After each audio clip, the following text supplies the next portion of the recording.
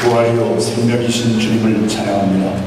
종교혁명 500주년을 맞이해서 모인 이 성회, 우리의 심령에 혁명이 일어나게 하여 주시옵시고, 성령의 능력을 받고 이제 복음의 야성을, 우리 그 능력을 회복하는 복된 시간 되게 하여 주시옵소서.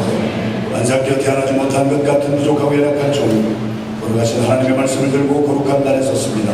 종의 모습을 감춰주시고 하나님 나타내시고자 하시는 새 생명의 진리의 말씀을 가감없이 잘 증거할 수 있도록 종을 말씀의 도구로만 사용하여 주시옵소서. 예수님의 이름으로 감사하며 간절히 기도 올리옵나이다. 아멘. 켄터키에 있는 남침예교 세미나리의 총장인 알버트 모어 박사가 쓴 책이 We Cannot Be Silent라고 하는 책이 있습니다.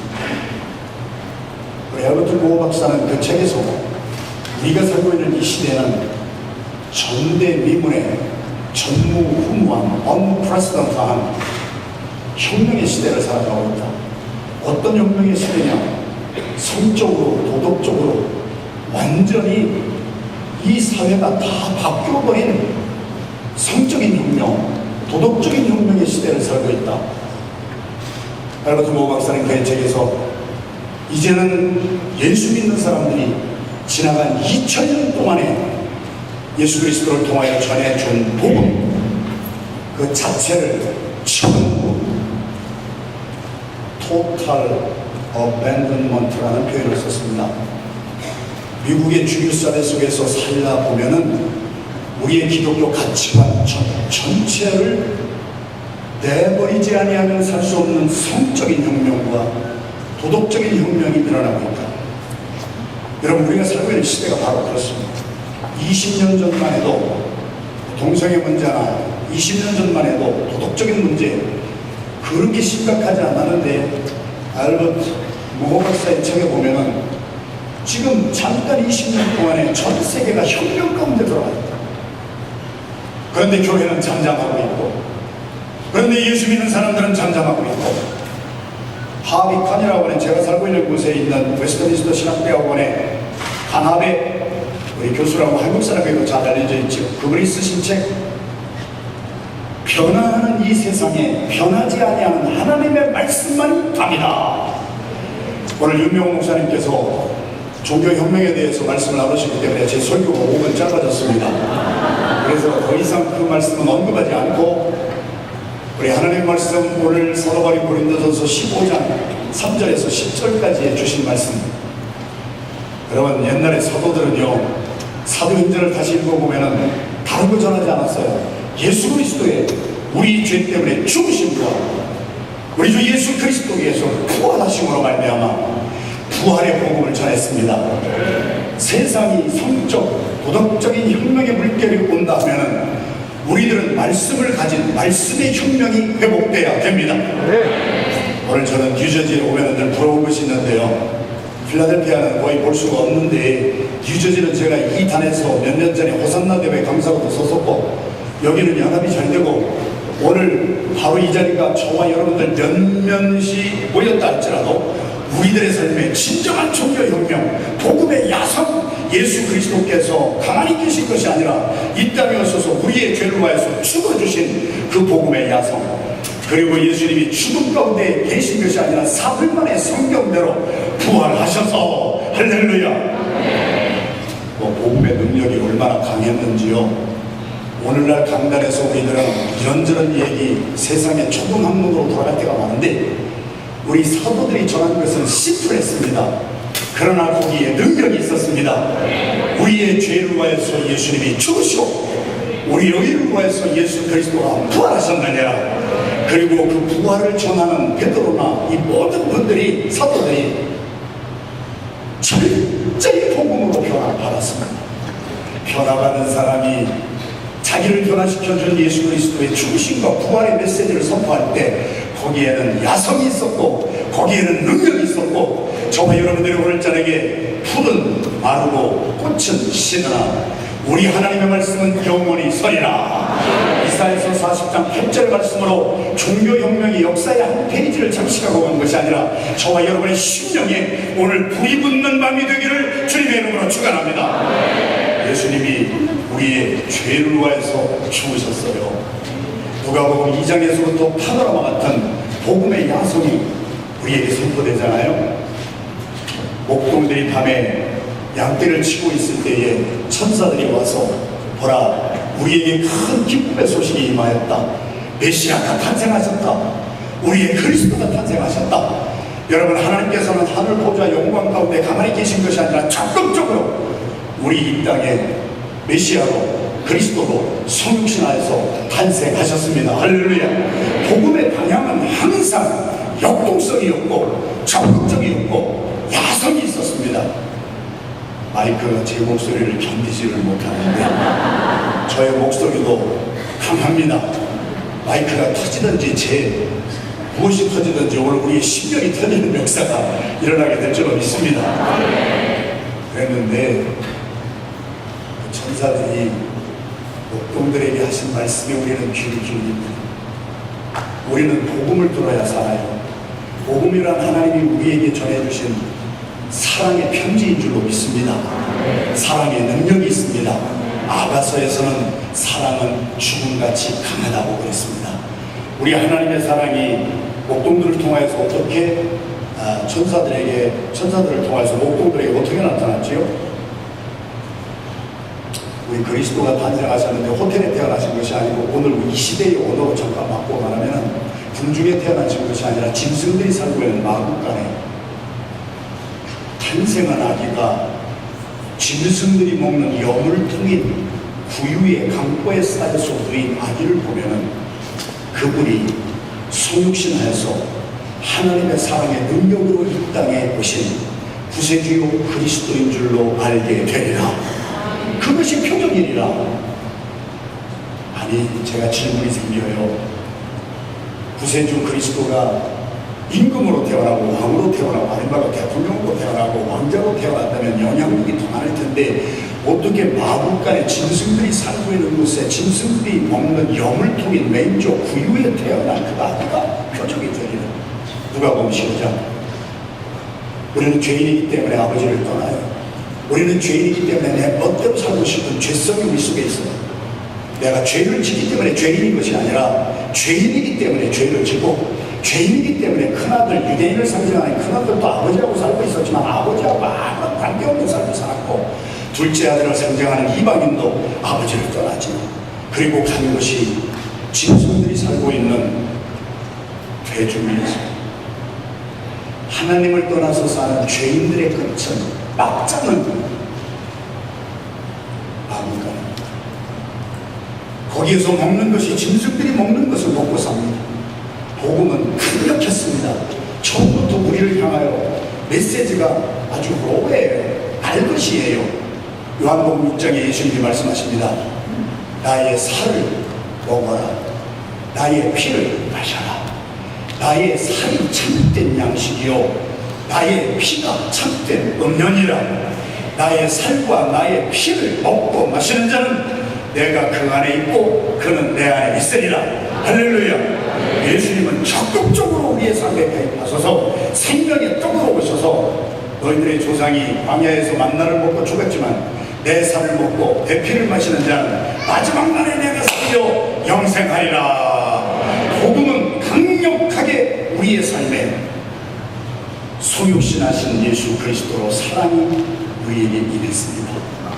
이 복음이 오늘 사도 바울이 고린도전서 15장에서 예수님이 우리의 죄를 위하여서 죽으셨다는 거예요.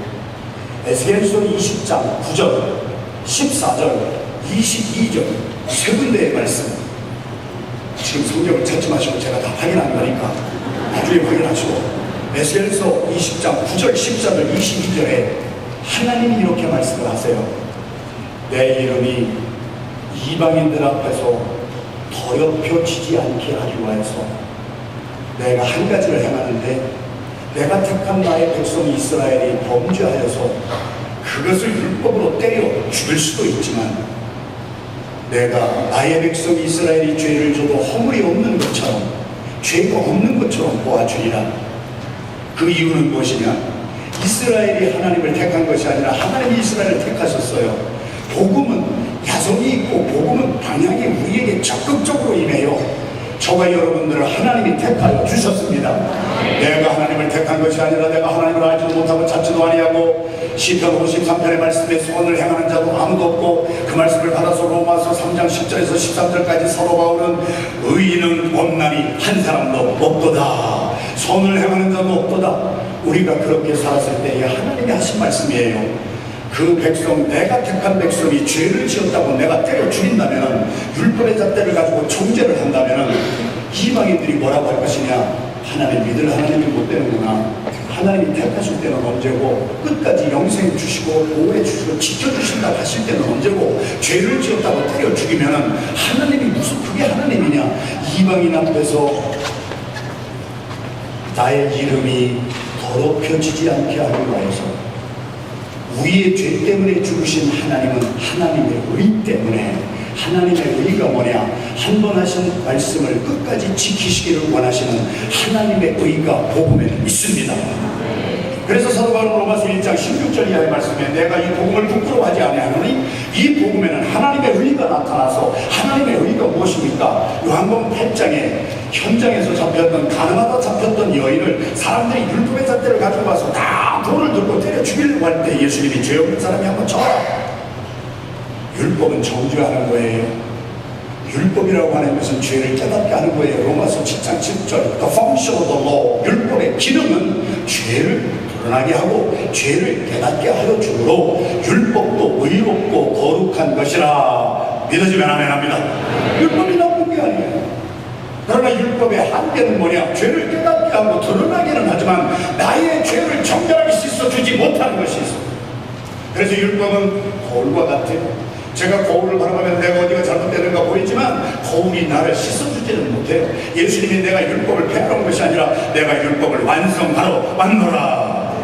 그래서 예수님께서는 허물과 죄로 죽어서 정죄를 받아야 될 율법의 돌을 맞아야 될 그 여인에게 나는 너를 정죄하지 아니하노라. 그렇다고 네가 지은 이 간음죄를 용납하는 것이 아니라 절대로 이 죄는 짓지 말아라. 그러나 예수님은 공의로운 하나님이셨기 때문에 하나님의 의의 의미를 제가 말씀하는 거예요. 하나님의 의란 한 번 택하고 한 번 약속한 저와 여러분들이 죄를 지어서, 저 같은 사람은 죄 때문에 몸이 1000개가 있어도 부족하겠지요. 죄 지을 때마다 때려 맞았습니다. 그러나 하나님은 나를 정죄하지 아니하시고 우리 주 예수 그리스도께서 스스로 정죄함을 받으셔서 나의 모든 죄, 내가 정죄받아야 될 그것을 가지고 나무에 달린 자는 정죄함을 받은 자니라. 예수님이 나 대신 정죄받으신 것이 십자가의 복음인 줄로 믿습니다. 이것은 움츠러 들어간 것이 아니에요. 적극적이에요. 거기에 정말 능력으로 우리에게 임하셔서 이사야는 이사야서 54장 3절 4절 5절 말씀에 예수 그리스도께서 십자가에서 찔리심을 받으면 나를 대신해서 정죄받으신 거예요. 그것은 우리의 죄 때문이에요. 우리의 허물 때문이에요. 예수님이 십자가에서 내 대신 정죄를 받으심으로, 징계를 받으심으로 우리가 평화를 누리고, 예수님이 채찍에 맞으심으로 우리가 나음을 입었도다.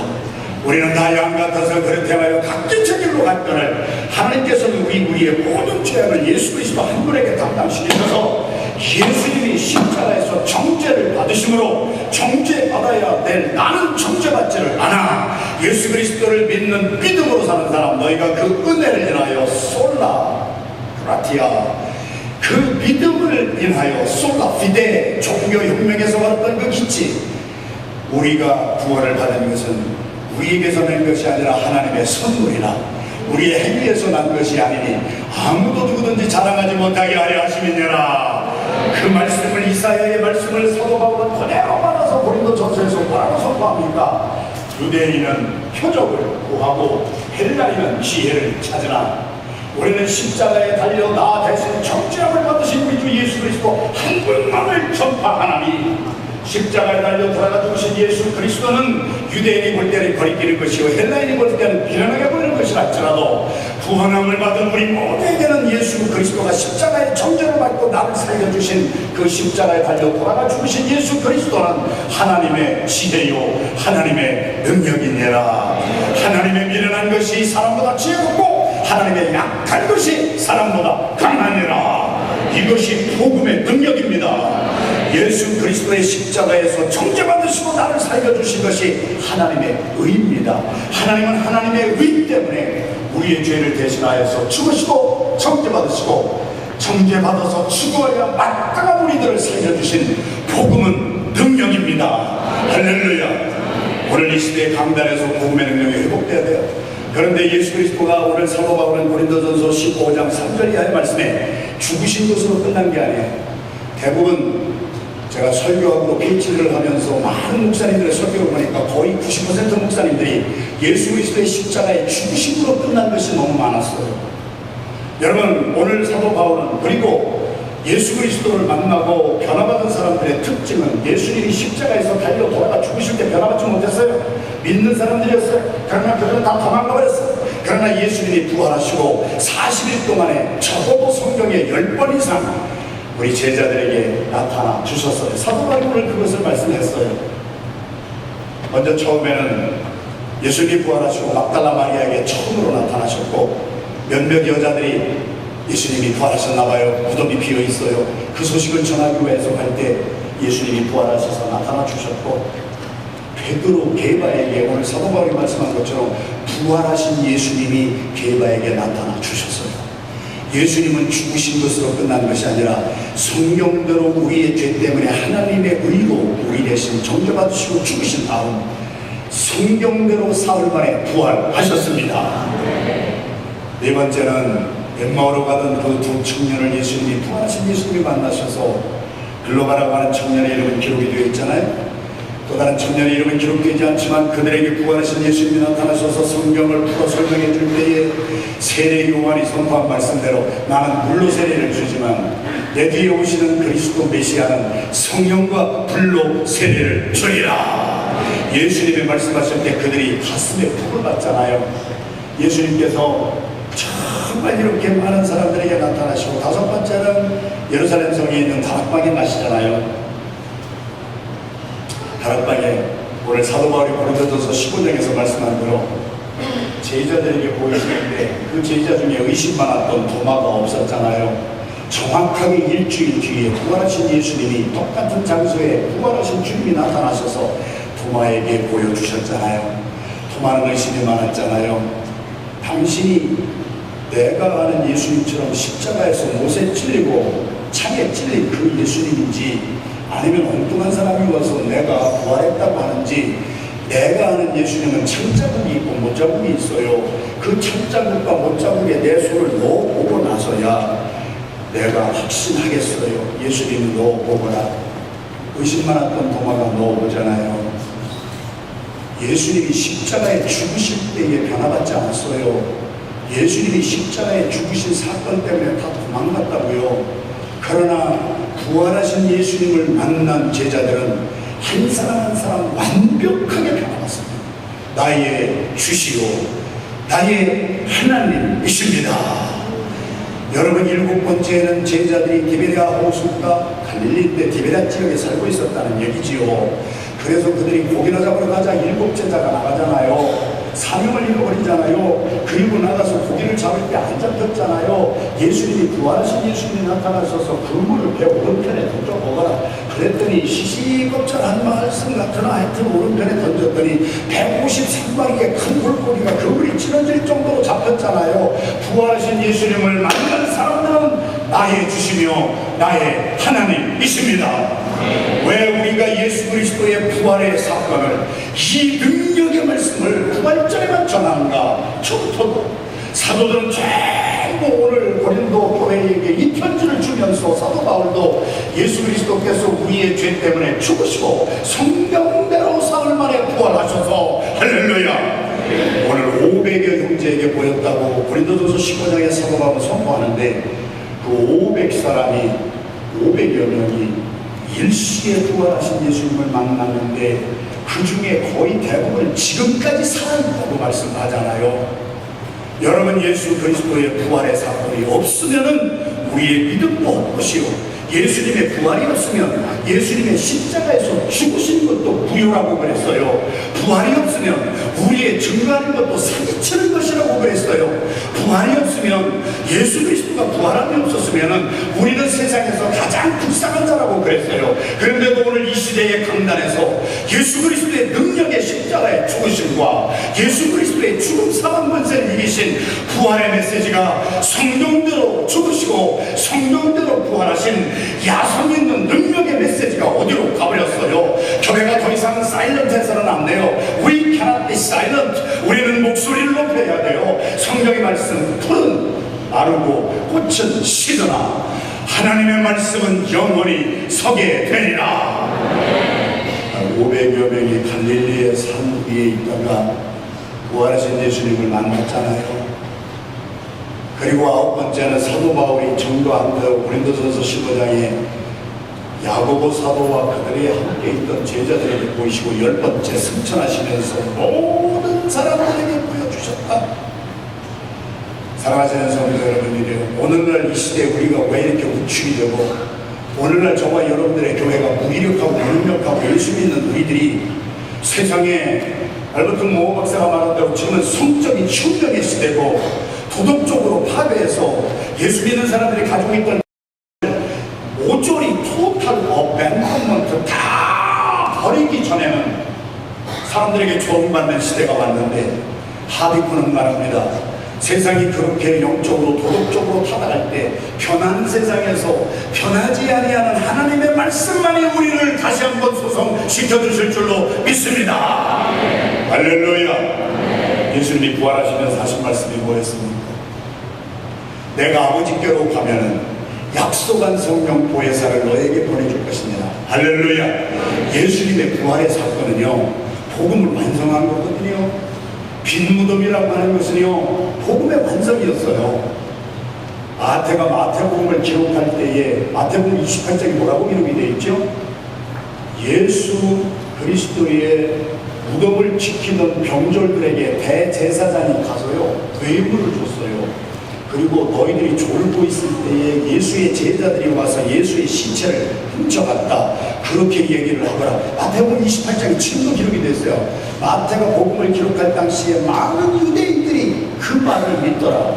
예수님의 제자가 시체 빼돌렸다는 것을 믿고 있는 거예요. 빌라도가 와서 너희들 어떻게 경비병이 졸고 앉았었느냐, 대제사장이 뇌물을 주면서 뭐라고 했습니까? 마태복음 28장에 염려하지 마, 그건 우리가 빌라도 총독에게 잘 말해줄 테니까 너희들은 무조건 너희들이 졸고 있을 때 예수의 제자들이 와서 시체 훔쳐갔다고 말해. 마태복음 28장. 그 당시에 마태가 복음을 기록할 때 대부분의 유대인들이 그 거짓말을 믿었다는 거예요.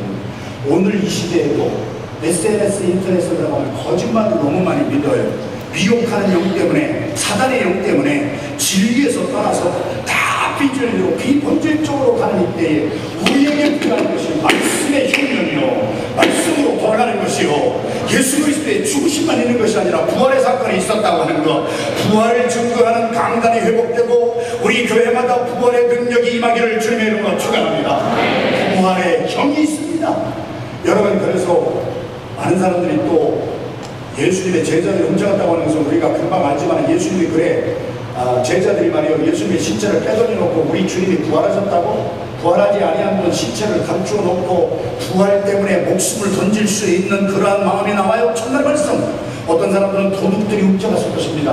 도둑이 도구를 하지요. 도구를 해서 예수님의 시체를 빼돌려갔다고 하는 사람들이 있단 말이에요. 그러나 옛날이나 지금이나 도구를 하는 사람들은요, 시체에 관심이 없어요. 시체와 갇히는 금과 은에게 관심이 있어요. 시체를 빼돌리는 것이 아니라 금과 은을 빼가잖아요. 그러나 예수님의 무덤에는 금과 은보다 더 귀한 세마포는 차곡차곡 겹쳐져 있고 시체만 없어졌어요. 도둑들이 와서 하는 행위가 아니라는 거예요. 어떤 사람은 대제사장과 사두개인들이 예수님의 시체를 빼돌려 놓고 그리고서 감추어놨다. 여러분, 사두개인은 부활을 안 믿던 사람이에요. 예수님의 시체를 가지고 있으면요, 보여줘야 돼요. 봐라, 예수 부활한 것이 아니라 죽었어. 논리적으로도 이성적으로도 맞지 아니하는 이러한 거짓이 SNS에 인터넷에 막 도배가 되어 있는 이 세상에 예수님은 성경대로 사흘 만에 부활하시고 모든 사람이 보는 앞에서 40일 동안에 10번 이상 나타내 주시다가 마지막에 모든 성도들 앞에 나타나셔서 오늘 저에게 주어진 20분, 2분 남았습니다. 할렐루야. 세상에 구약부터 신약에까지 복음을 20분만 전하라고 하고 제가 2시간 반 동안 운전해가지고 왔는데 2시간 반 동안 운전해온 사람에게 2시간을 전하라고 해야 되는데 철저한 주문은 20분만 말씀을 전해주세요. 그래서 우리 메시지 마치겠습니다. 여러분이 섭섭해도 할 수가 없어요. 사랑하시는 성도 여러분들이요, 예수님이 부활하시면서 제자들에게 하신 말씀입니다. 내가 아버지께로 가면 약속의 성령을 너에게 보내줄 테니 그 약속의 성령은 보혜사가 할 것이다. 많은 분들이 성경 공부하다가 목사님 성령이 또 다른 성령이 있어요? 아니에요. 성령은 창세부터 교환교시로까지 성령은 성부, 성자, 성령은 한 분입니다. 할렐루야. 이사야가 성령에 충만해서 이사야서 11장에 성령을 정의를 합니다. 성령은 하나님의 영입니다. 이사야서 11장 1절부터 우리 주 예수 그리스도에게 임한 성령은 하나님의 영입니다. 그 영은 지혜의 영이요 충명의 영이요 그 영은 재능과 모략의 영이요 지식의 영이요 하나님을 경외하는 영입니다.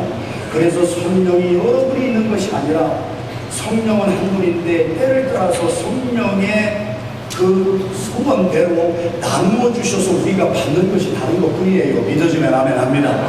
그래서 어떤 사람은 성령을 받으면 예수를 안 믿던 사람이 하나님 앞에 두려운 마음이 생기고 경외하는 마음이 생겨 예수님을 영접하고 그는 구원함에 이르고, 어떤 사람은 지혜를 받고 지능을 받고 여러 가지 성령인데 예수님이 말씀하세요. 내가 아버지께로 가면은 약속한 보혜사 성령을 보내줄 것이야.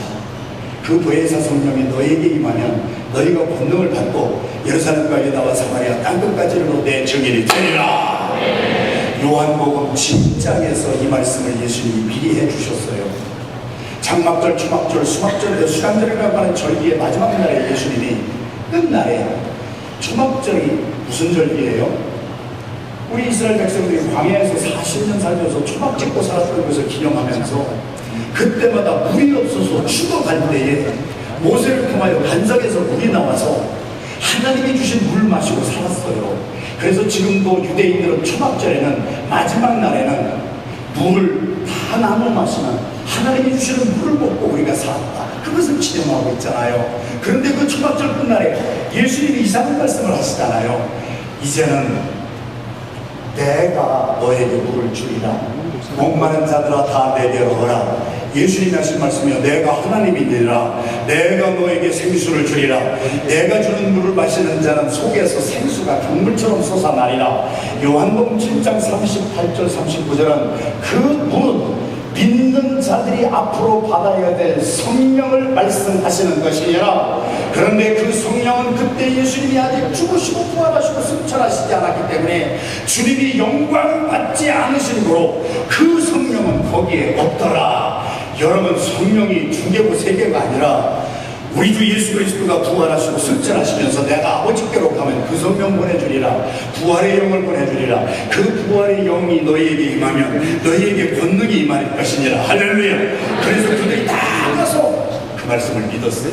부활하신 예수님을 만난 사람들은 예수님 말씀을 철저히 믿고 따랐어요. 120여 명이나 실패한 사람이에요. 안 믿은 사람이 아니에요. 다 믿었던 사람이에요. 제가 목사예요. 어떤 때는 저도 가스 떨어져요. 어떤 때는 저도 낙심이 되고 실망이 될 때가 많아요. 어떤 교회들도 다 마찬가지예요. 다 믿는 사람이지만 우리가 연약해질 때가 있어요. 그런데 제자들이 예수님의 죽으심 때문에 도망갔던 이유는 죽음이 무서워서 그런 거예요. 그런데 예수님의 말씀을 듣고 그들이 오순절날이 오기까지 열심으로 전심으로 회개하면서 기도했습니다. 오늘 밤이 그 밤이 되기를 주님의 이름으로 축원합니다. 주님이 부활하시고 주님이 죽으셔서 우리에게 복음의 능력으로 채워주셨는데 우리가 야성이 없이 우리가 정말 세상에 나가서 혁명을 일으켜야 될 사람이, 알버트 모어 박사가 We can't be silent anymore. 우리도 세상에 혁명의 물을 가지고 오면 우리도 말씀으로 혁명을 일으켜보자. 할렐루야. 그래서 그들이 열심으로 기도하다가 성령 받았어요. 그런데 이 성령은 어떤 성령이었어요? 어떤 성령은 지혜도 주시고 재능도 주시고 모략도 주시고 하나님을 경외하기도 하지만 죽음을 두려워하지 아니하는 부활의 영이었어요. 믿어지면 아멘 합시다. 그래서 이 성령을 받은 사람들은 120명 한 사람도 빼놓지 아니하고 죽음을 두려워하지 아니하고, 제가 알렉산드리아 가보니까 마가는 알렉산드리아에서 말에 끌려가지고 코에 글구를 빼고 시체가 흐물흐물해서 없어질 때까지 끌려다니면서 죽었어요. 그러나 그들이 죽음을 무서워하지 않았어요. 왜요? 그들에게는 그리스도의 영으로 충만했어요. 그래서 그들은 내가 죽어도 다시 살리라, 할렐루야, 나는 부활이요 생명이니 내가 살아서 나를 믿는 자는 영원히 살 것이고 죽어도 다시 살리라.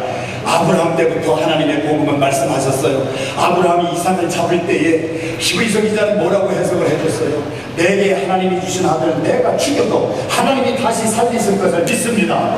사드락과 메삭과 아벳느고가 7배나 더한 풀무불 속에 던졌을 때에 그를 풀무불 속에 데리고 왔던 간수는 타 죽었는데 그 사드락과 메삭과 아벳느고는 뭐라고 합니까?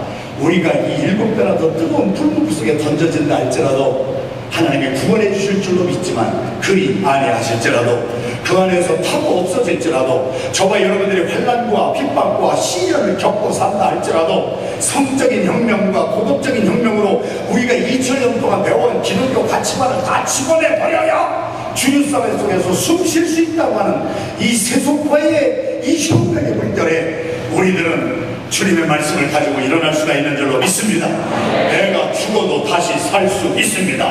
나는 부활하신 예수 그리스도를 믿습니다. 나 때문에 십자가에서 죽어주시고 복음의 능력으로 나를 살려주신 주님이 오늘 살아 계십니다. 이제는 우리의 삶에서 부활을 믿는 부활의 신앙, 내가 죽어도 다시 살 줄을 믿기 때문에 가만히 앉아있지 않습니다. 적극적으로 나갑니다. 제가 필라델피아에서 왔기 때문에 시간이 다 돼서 메시지 마친다고 아까 하고, 필라델피아에서 자랑할 것은 하나밖에 없어요. 필라델피아 오시면 아트 뮤지엄 앞에 여러분들을 모시고 갑니다. 실베스터 스타돈이 주연했던 라키 동상이 있습니다. 라키 영화가 몇 편이 나왔는데 라키의 주제는 하나였습니다. 라키가 필라델피아의 빈민가에서 태어나서 야성을 가지고 살았습니다. 그래서 챔피언이 됐습니다. 호텔에서 삽니다. 큰 자동차 타고 인류로 삽니다. 그랬을 때 코치가 주섬주섬 가방을 싸고 라키를 떠납니다.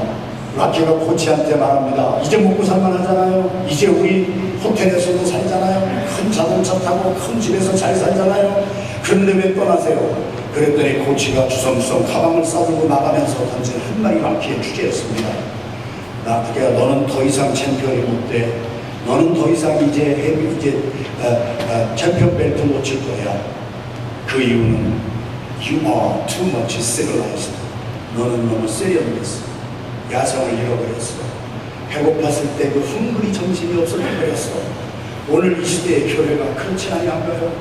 우리가 너무 세련돼 버렸잖아요. 우리가 너무 점잖잖아요. We are too much sophisticated, too much refined. You are too much civilized. 우리의 야성을 잃어버린 이 시들어버린 우리의 신앙이 예수 그리스도의 죽으심과 예수 그리스도의 부활하심으로 그 부활의 영을 우리에게 부어주시는 하나님 앞에 나와 우리가 야성 잃어버렸던 거 회개하고 세상이 성적 그리고 도덕적인 혁명으로 우리가 2000년 동안 가지고 있는 모든 가치관을 집어내버려야만 세상 속에 한 번 숨 쉬고 사는 그런 정도의 삶이 아니라 이제는 부활의 영으로 충만함을 받아 제자들처럼 일어나서 내가 죽어도 다시 살 줄을 믿습니다. 그리스도의 부활의 영이 오늘 이전에게 우리의 모두에게 임할 줄로 믿습니다. 오늘 그 목마름이 회복되기를 주님의 이름으로 축원합니다. 목말라고 배고픈 분들은 자리에서 한번 일어나십시다. 그리고 우리가 두 손을 다 주님 앞에 들고 주여 세 번 부르고 통성으로 기도할 때 주님의 십자가의 죽음이 무효되지 아니하도록 주님은 십자가에서 죽으신 것으로 끝난 것이 아니라 3일 만에 부활하셨습니다. 예수님이 승천하시면서 영광 받으신 다음에 약속의 성령 도회사 성령을 보내줄 터이니 그가 너희를 고아처럼 버려두지 아니할 것이라. 이제 저희들은 더 이상 외롭지 않습니다. 더 이상 힘들지 않습니다. 폭풍우 같은 혁명이 몰려옵니까? 우리도 혁명으로 맞서야 됩니다. 이제 야성을 회복해야 됩니다. 예수 그리스도의 이 땅에 오심은 우리의 생명의 양식으로 오셨습니다. 이게 얼마나 큰 야성